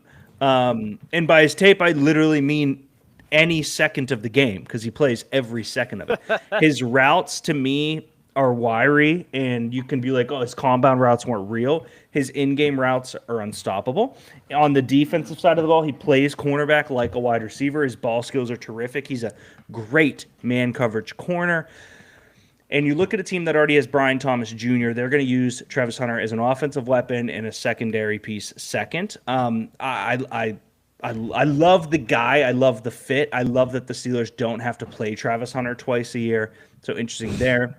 I thought Wyatt Mullum is a great pick. Bashaw Tutin is my favorite running back on their team. They have Etienne. They have Tank Bigsby. But for me, Booten fits what Liam Cohen wants to do. And have you come around on the Bashaw Tutin hype like I had coming into this draft? I drafted him in Dynasty. Oh, man. I like him in Jacksonville. Here he still has a ton of fumbling issues. He still is kind of just a burst of speed, in my opinion, more than a running back. But the other side of it is it fits what they have with Rachaad White and Bucky Irvin in Tampa. Travis Hunter and BTJ fit what they had with Mike Evans and Godwin. I can see this offense taking huge leaps. And guess what? If they don't, they have a really, really good running back in LaQuint Allen they just drafted as well. Okay. I mean, looking at this class, what's interesting about it is that after the Travis Hunter pick, it's not splashy. And I like that for the Jaguars because I feel like there's too many times that they go for like the flash because like we touched on this, like it feels like a college all-star team when we watch them, and it's like it's all guys that like we looked at and we thought like there's something about them that we think can hit, but this is different. This is like an entire roster. This is like a class of guys that we just know can kind of work. Well, Wyatt Millum and Jack Kaiser are guys that we both know can be starters in the NFL. Yes, Raekwon Lane is also a very good pickup for them too from Navy. He was a stud this year, so like he could probably play his way into starting time on that secondary if he wants to. So I like this from the perspective of this feels like the Jags are trying to they get their flash, but they also at the top, but it's also a substance because he can play two different positions. And I read like a rookie like recap thing like on ESPN not too long ago. And I think Dan Graziano said something about how like he praised the situation comes up where Hunter wins both offensive and defensive rookie of the year this year. I don't think that'll happen. No. I don't think that'll happen. But that'd be an amazing story to say if he actually was able to come up with something like that. I'm curious. He's clearly wide receiver 2 on this team behind BTJ. Is he number 1 corner on this team? Let's see. It's up. So he's listed as number 2. So they have Tyson Campbell and they have Jarrian Jones. Their safeties are Eric Murray and Darnell Savage, who I like. Their other corners are Deontay Prince, Christian Braswell, Montreal Brown, Zach McPherson, Jordan Lewis, and Caleb Ransaw. Those two both being at the nickel. I would say Travis Hunter's cornerback 3 right now. He would be cornerback 1 if he played full time. Yeah, so he should get consistent playing time in that secondary. I don't know how much, but it's possible he could get some splash plays in there if he wants to. Yeah, 100%. I think he'd be a really fun fit down the road. It's a good draft. I think I'm really excited to see Liam Cohen be a coach at the next level. I think I outside of the Duval thing, I think he's a stud. I that's what actually made me like him because he's just a goofball. Oh, he's corny. Like he's corny as hell, and there's something about that makes me like him. Like I like coaches 100%. that have a personality. Like if you're a cornball, if you're like biting kneecaps, if you have just sayings or something like that. Like if you have a shtick, I just feel like you fit well. I don't know why. It's just something about that. Let's look at the Chiefs here. They had an amazing draft as per usual. Josh Simmons slides due to that knee injury. They steal him at 32 after a trade back with the Eagles, which is awesome. Omar Norman-Lott, he is an elite run defender. He's not going to pin his ears back, but a great plug. Ashton Gillette, a guy that we like off the edge there. Jalen Royals is so freaking good. I can't believe he lasted to the end of the 4th. And then Jeffrey Bassa, a linebacker out of Oregon, that is really good. And then if you look at Rashad Smith, this is the guy that played wide receiver for years and then came Yes. back as a running back and is awesome. Chad, what up, big dog? What up, Cheddar Baskins? Chad, we're going over some bud? draft reviews. We spent last week going through some teams, and so we're just recapping the draft, big guy. Grab a beer. Man, this kind of like goes back to say that we were talking on earlier about like the teams that just are so in line with scouting and their coaching staff. Two and real just quick, know Chad. who We already fits. shit all over the Pirates, so feel free to shit all over the Pirates in the comment. But we did shit all over We did. them in the first hour of the show. So We did. This Chiefs draft is so good. It's not fair. It's not fair how good they are because they just let guys Sucks. fall, and it just works so well. Yep. And I can't imagine Josh Simmons' knee is that bad to the point that like he's not going to contribute at some point this year because he didn't play at all last year. And like, Yeah. what was it? Drew Rosenhaus, like I understand he was being an agent and all that, but like he was adamant that his knee's healthy. And I Yeah. imagine that the Chiefs have like every single like medical that you could possibly need and stuff like that. So to the point of like, there's a very good chance Josh Simmons is probably starting right tackle at some point this year. You I think- imagine okay, he at some point, yeah, I can at see some that. point. I don't think he comes into the year as starting right tackle. Like I think they'll They have they'll him let as the Juwan backup left right now. behind the guy that they signed Behind like, in Jalen free Moore, agency. yeah. Yeah, the guy they signed in free agency. Okay. I think Simmons is the natural left tackle, but like if they want to give him playing time, like Taylor had a horrible year Yep. last year at right tackle. So like I would be very curious to see how he plays in training camp, but like if he shows up at training camp and his knee's moving just fine, this is a massive win for the Chiefs. And it's not fair. They address like every area they potentially could need and more in this sense. And that's how good teams do it. Yeah, I mean that's the benefit of drafting at 31. There is you're kind of withheld to what comes there. But again, looking at their defensive line, they have Chris Jones and Jeffrey Tillery, who was with the Chargers for a little bit. George Karlaftis on one side, Mike Dana, and then Ashton Gelati is the backup on the other side. Omar Norman-Lott right now is right defensive tackle 3, which is crazy. Jeffrey Boss is playing behind Nick Bolden, who had a career year. Trent McDuffie. I don't like to be like I love the Chiefs. I like to see greatness be great as long as it's not Tom Brady and the Patriots at this point, and they're just gonna continue to be fucking good at football. Yeah, man. they're It so sucks. good at finding value with guys that like maybe might be slightly overlooked because like there's just small things about them. But like these are guys that like coming into the year were like looked at as elite but fell for like unknown reasons and the Chiefs just gobbled them up. And it fits a winning culture that's gonna like work fine for them too. Moving on to the Chargers, we just talked about them a little bit earlier. They got Omarion Hampton, running back out of UNC in the first round, a freak of nature. They go with Trey Harris, a guy that I do have my bust label, which is 100% a hit rate on my bust label right now, Greg, just to call that out. Okay. They keep calling him Quentin Johnson with hands. We'll see what happens. I Jabari was Caldwell, gonna yeah. say I had to bring that up because like essentially like he is gonna be the replacement for Quentin Johnson, who you have who has been proven to be a bust. So like replacing a bust with a worst bust, is that a good thing? Or I think that two busts don't make a right. two busts make a chest. And so I guess the way that I look at it is Harbaugh has some boobies. So we'll see what happens Well, there, man. Jamari Caldwell and Kyle Kennard are awesome. I'm a huge fan of both of them. I'm curious your take on Branson Taylor. I know nothing about the Pitt tackle. Starting left tackle for a few years, very athletic, big, good footwork. Hands need a little bit of work, but he's in a good situation that he's not going to be relied upon right away because they already have a really good line to work with. So he's probably going to back up at left tackle at some point. Yeah.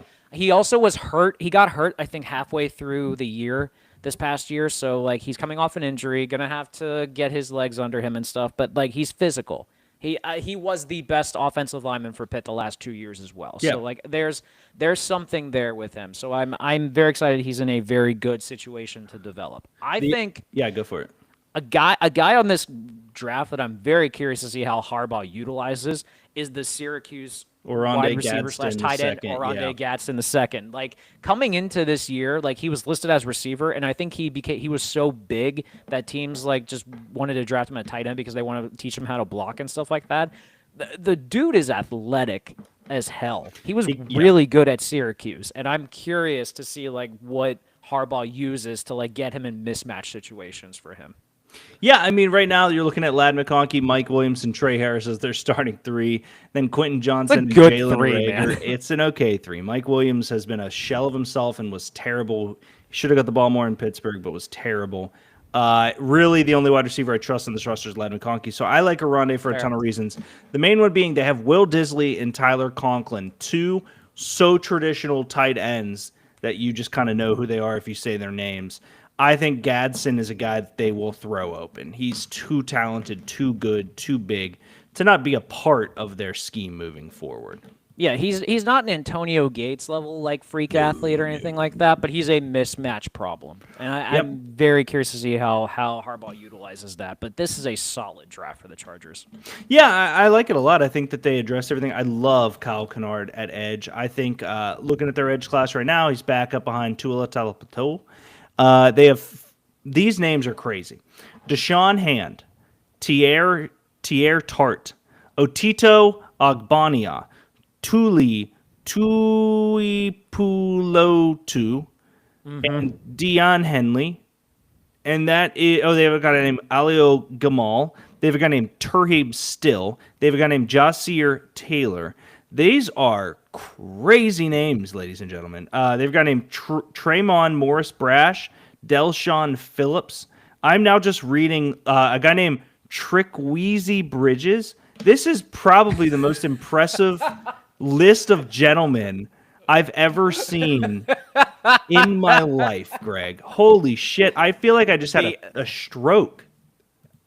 the all named defensive Holy line in shit, NFL dude. history. Well, no, I'm just That's naming guys on their incredible. defenses here. Oh, that's just the defense. I thought it was the line. No. Their line is Deshaun Hand, Thierry Tart, Otito Ogbani, Tula Tupalato, Justin Ebojibi, Jamari Caldwell, Naquan Jones, Kyle Kennard, Scott Matlock. We got one. Tara, where the R is capitalized, Edwards, Josh Fuga, Caleb Murphy, Chris Collins. And then you get into the linebackers, which are Deanne Henley, Denzel Perriman, Khalil Mack, Bud Dupree, Troy Dye, Jeremiah John Baptiste, Marlo Wax, and Delshawn Phillips. And then Tremon Morris Brash and Garmin Randolph. Like, I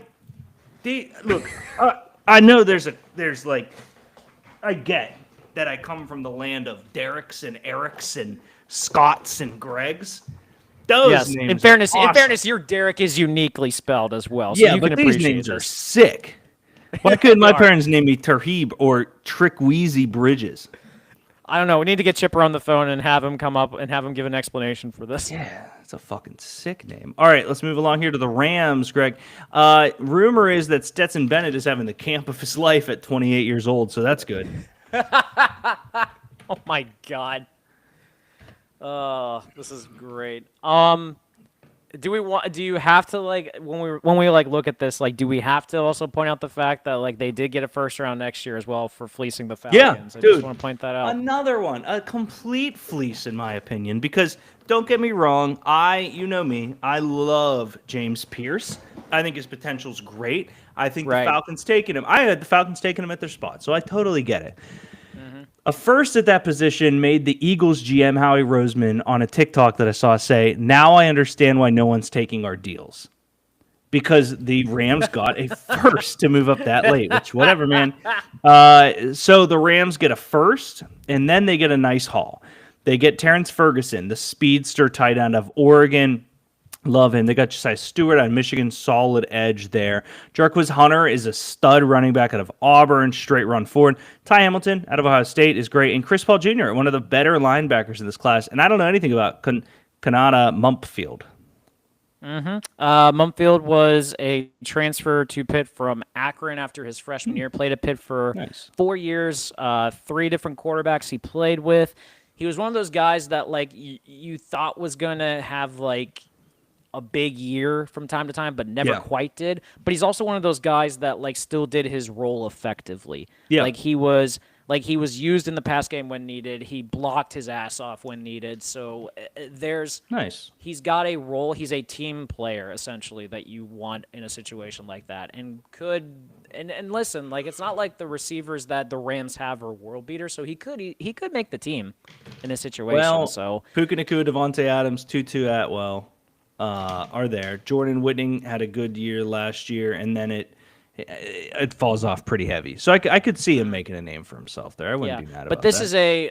I say this is also like one of those like I don't want to say it's a meh class. I mean, I think there's guys that like fit roles very nicely. It's just not a class that like kind of like wows you. I I guess. like Ferguson a decent amount. I like Tal Hamilton and Chris Paul for where they got them. I agree with you though. It's just a class. Yeah, and I think the fact that they got the first rounder next year is probably the better sign 100%. as well, because next year they have 2 first rounders now that they could easily probably play with to be able to get the Go guy get. that they're Yep. eventually take over for Stafford. If So, it's not Stenson Benton. if it's not Sensen, Yeah. yeah. Let's take a look at the Raiders here. Oh, I love this class. Yeah, this is a crazy class. This is a class that we can both sit there and go, oh, they drafted all the guys that we talk about. So the Raiders, Yes. Ashton Genty, Jack Besh, Darian Porter, Caleb Rogers, Charles Grant, Deontay Thornton Jr., Tonka Hemingway, J.J. Pagoose, Tommy Millo, Camp Miller, Cody Lindenberg. Man, I My- don't even know where to begin. Well, my only note, I would have loved another corner.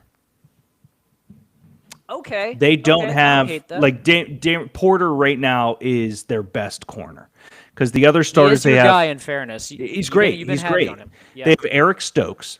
They have Jakarian Bennett. They have Dekamarion Richardson, Sam Webb, Darnay Holmes, Jakarian Bennett, and Kai Blue Kelly. None of those guys are starters on any other team in the NFL. Fair. None of them. They Fair. have now. They have I one get- starting corner. I get what you're saying, but like I would also be willing to bet you they're probably gonna look at like camp cuts at some point to like get some more options on that team. Sure. And You it just can't feels- tell me that you didn't. I mean, fuck's sake. They took what? 2 defensive tackles, 3 wide receivers, 2 offensive tackles.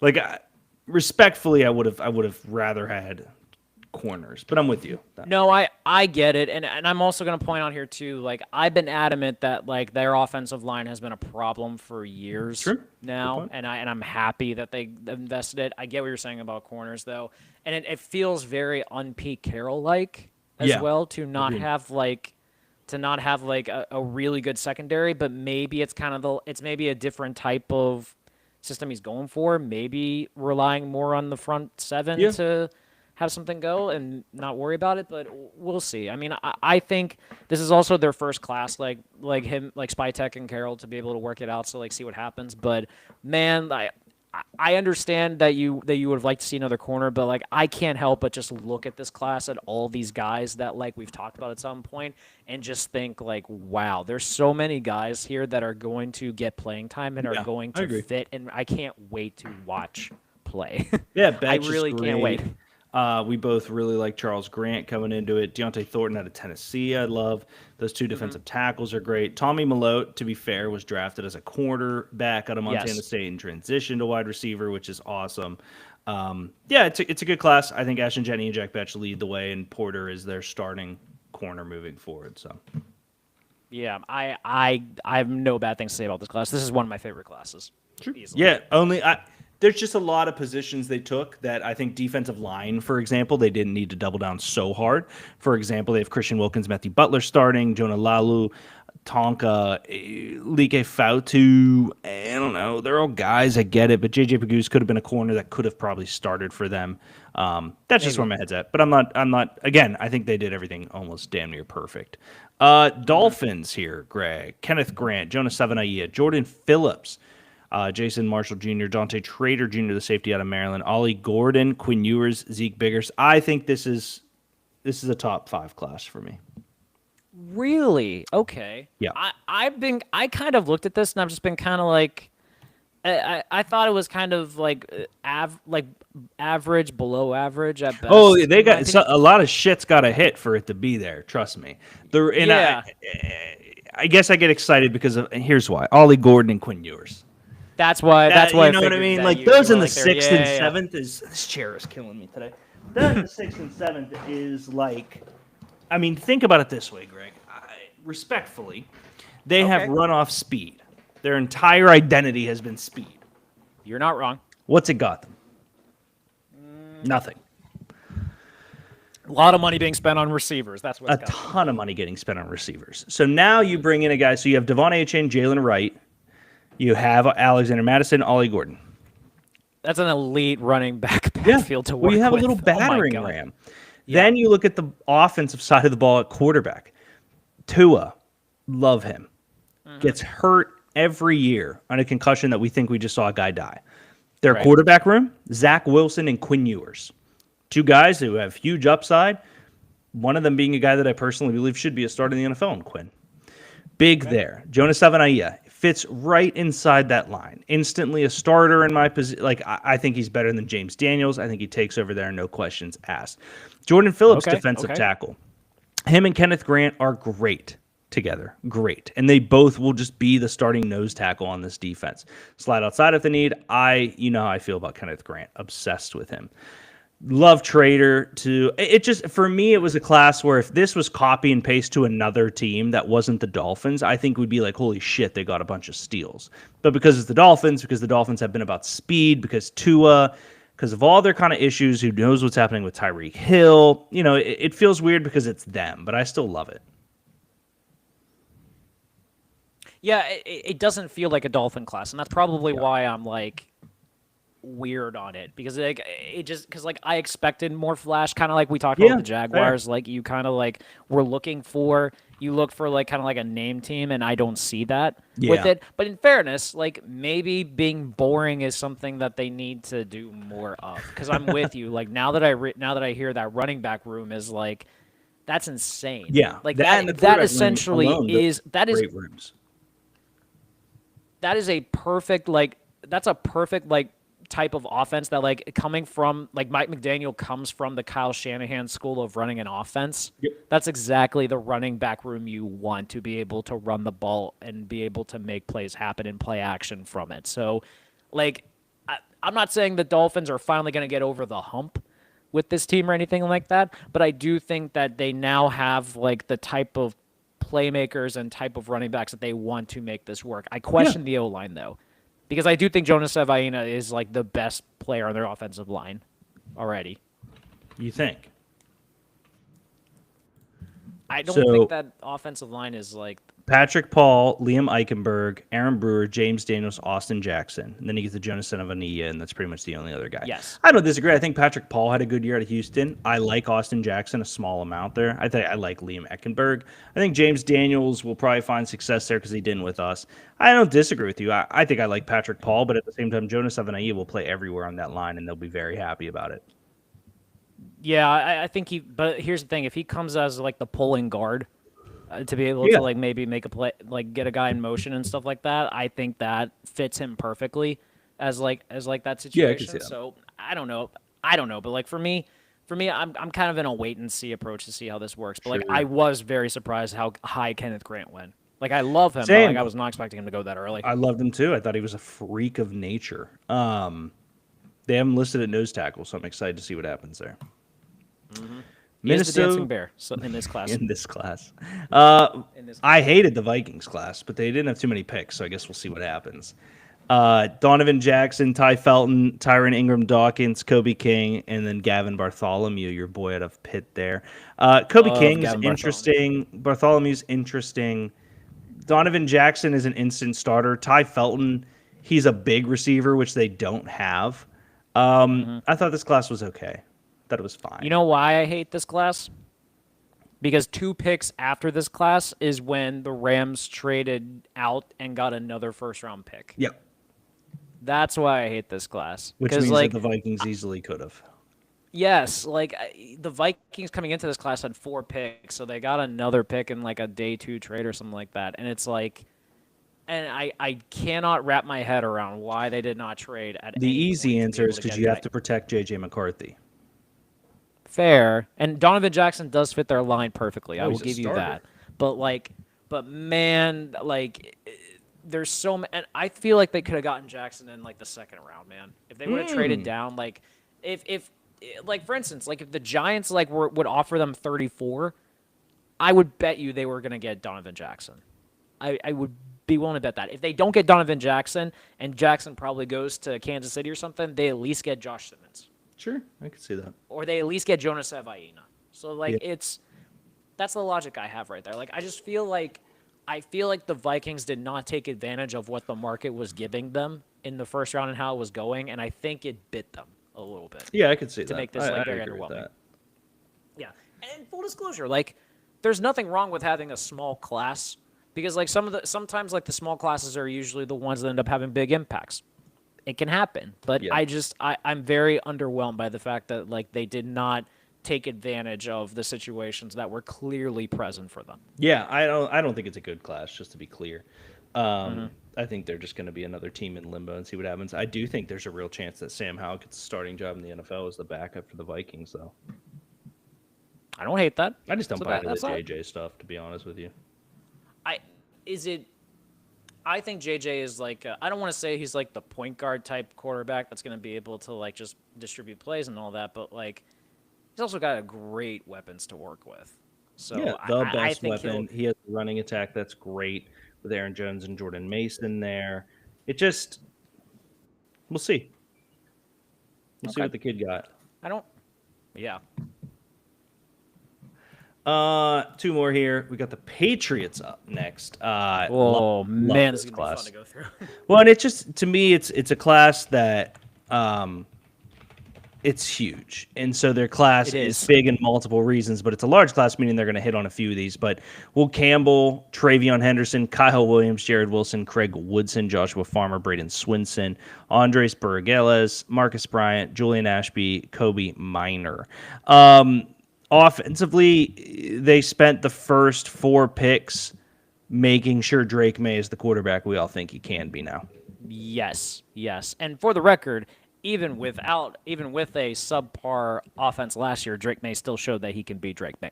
Sure. So this is just fortifying everything that potentially was needing. The only thing I will say is like I feel like there could have been better receivers taken, but instead of Kyle Williams, I in the like third Kyle round, Williams, but I'm with you. But like that's kind of the only thing I'm at as well on that. But in terms of all the other picks, like I love Travion Henderson as like to pair with Ramondre Stevenson. I think that's great. I love Jared Wilson as the future center in waiting for that team. He's a bulldozer in Yeah. the line right there, and I think, and we've read all that stuff about Braden Swinson too, as like a guy that's just a very good edge guy that Yeah. could be able to make plays for you. This feels like a class that has Vrabel's fingerprints all over it. You could tell. The one thing I'll add about Kyle Williams is you have a class, or you have a team here. Jalen Polk, Javon Baker, Kendrick Bourne, Kayshawn Booty, Mac Hollins. Those are the backups. Demario Douglas is the third wide receiver, I'd say. You have Stephon Diggs, who has been one of the premier route runners in the league. Kyle Williams is the player in this class who will pop the top off the defense. He has to be one of the guys that can streak and test out Drake May's big arm. Stephon Diggs will be underneath running routes as he ages a little bit. So I see why they took him from that perspective. I think to fill in the other gaps here, Travion Henderson, I think he takes over for Stevenson. I think he's a home run hitter. Jared Wilson, I agree with you there. I love Craig Woodson at safety. Joshua Farmer's a guy I liked for us at defensive tackle there. And then Marcus Bryant out of Mizzou, the tackle at Mizzou again. I think he's going to be the backup right tackle behind Moses right now, and we'll see. But this is a Drake May's our guy draft. No, I'm with you. I think they have done a good job building to be able to help Drake May with this class, and Yeah. I'm very curious to see the jump the Patriots make this year. I don't think they're a playoff team, but I do think the additions that they make, I think they should at least be, at worst, I think the Patriots are a 7-10 team this year. I wouldn't be surprised if it made the playoffs. Defense, Really? Milton Williams AFC, came in, okay, Christian okay. Barrymore, Harold Landry, Jack Gibbons. They have Robert Spillane now, Anthony Jennings, Kalavon Chason is there as well, Keon White, Joshua Farmer, just depth guys.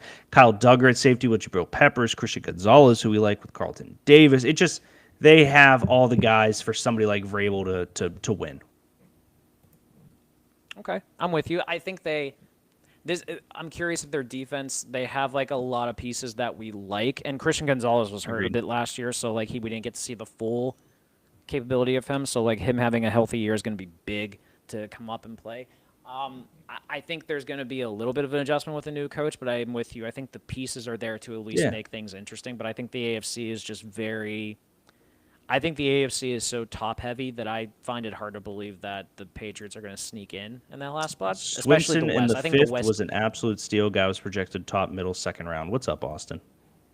What's up, Boston? I think the top, middle, second round was kind of like some late inflation Sure. coming in. Honestly, I but like, saw the but same like, mocks, Austin. I agree with you. yeah, but I thought day 3 was kind of like right around the area that Swinson was going to look at, but yeah, the Patriots had a top 5 class. Like they got depth in so agree many with spots, that. and they got guys that are going to contribute right away.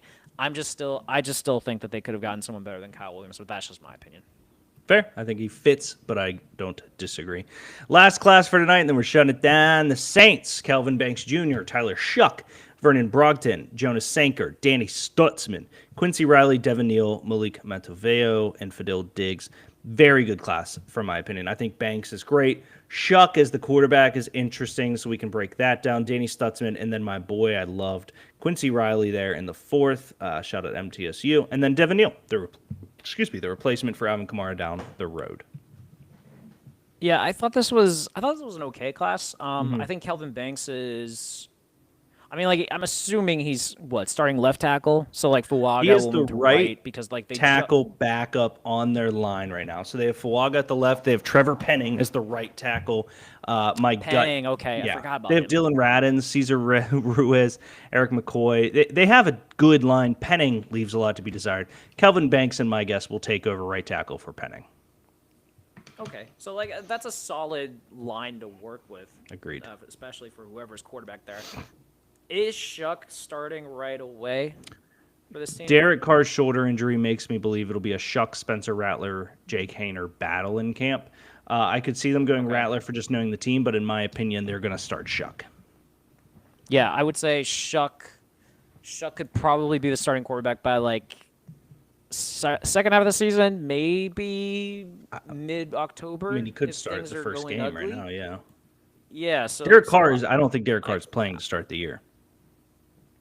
No, he's not. I think the shoulder was like severely bad enough that he will probably not play. So I'm with you on that one. I think this was kind of in that same realm as like kind of a bit of a boring class, but I think the Saints needed that because the Saints are in cap hell. Yeah. They I agree with that. have been in cap hell for a few years now, and they really need to do a better job of kind of like supplant some guys and be able to get guys on rookie pay scales and be able to figure out what the next wave of like true guys are for this team. Yep. I wish they would have gotten another playmaker for this team. 'Cause, Yeah, like, they're starting like Chris Devin Olave, Neal, but Rashid but as Shaheed, and Brendan Cooks as their wide receiver core. I just like, man, Olave's like that other, like, always hurt, in my opinion. Like, I think, what'd you say the second guy was? Rashid? Rashid Yeah, Shaheed he's and also then Brandon like, Cooks. Rashid Shaheed, Rashid Shaheed would, like, pop up from time to time last year, but I don't think he's consistent Nah, he's just a enough. guy. So, like, I wish they would have gotten, like, I'm maybe another floored receiver in, Devin like, Neal the was there third that round. late. Like, I thought Devin Neal was going to go way higher. Same, yeah. I'm very surprised he was in the 6th. That seems very weird itself. I think he's RB2 behind Alvin Kamara right now. Right now, they actually. have Keandre Miller still there, but I'm with you. Yeah, and probably Kamara. I wouldn't be shocked if this is Kamara's last year in New Orleans. Honestly, I'd agree with that. so that's not a bad running back room. Like if they when he eventually leaves and all that. So I also bet you I $1 think- you can't guess their running back 4.